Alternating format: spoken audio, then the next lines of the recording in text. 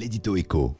Après des semaines de discussions en Allemagne, droite et gauche allemande ont décidé de s'unir. Ils vont gouverner ensemble. Bonjour Nicolas Barré. Bonjour Thomas. Est-ce qu'on peut en déduire que l'Allemagne de Merkel va s'adoucir un peu, devenir un peu plus sociale ? Alors, ce que je retiens de cet accord de coalition qui fait 185 pages, eh bien, c'est d'abord deux symboles qui sont deux concessions à la gauche et qui rapprochent d'ailleurs un peu l'Allemagne de la France sur deux sujets, les retraites et le salaire minimum. Sur les retraites, les deux grands partis sont d'accord pour détricoter un peu la réforme qu'ils avaient adoptée dans la précédente grande coalition en 2008.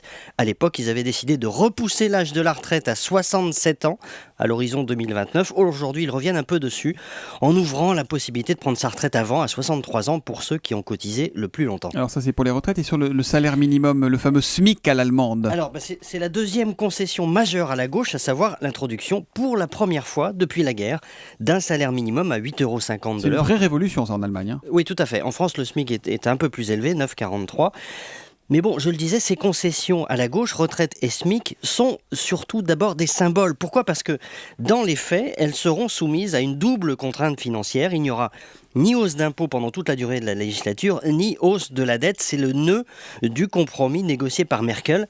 Les mesures contenues dans l'accord de coalition coûteront entre 20 et 30 milliards d'euros. Mais ces milliards, il faudra les trouver à fiscalité et endettement constant. Conclusion, Merkel a fait des concessions importantes à la gauche sur le plan des symboles, mais ces concessions ne devront rien coûter. Donc dans les faits, c'est plutôt la continuité qui domine, c'est ça Nicolas ? Oui, et le plus frappant dans cet accord de coalition, finalement, c'est l'absence de grandes réformes. Mais il ne faut pas se tromper de lecture.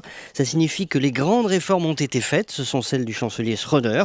On ne reviendra pas dessus. La nouvelle coalition aura une couleur forcément un peu plus social-démocrate que la précédente.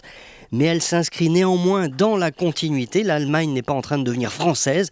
La continuité, c'est même le contraire de ce que nous sommes, nous Français, avec notre culture de la table rase et des grands coups de barre à droite ou à gauche. On le voit à cette occasion, c'est tout ce que les Allemands détestent. La grande coalition allemande est un peu un trompe-l'œil, nous dit ce matin Nicolas Barré, directeur de la rédaction des Échos. Oui, il va y avoir un SMIC. Oui, l'âge de la retraite va s'assouplir en Allemagne.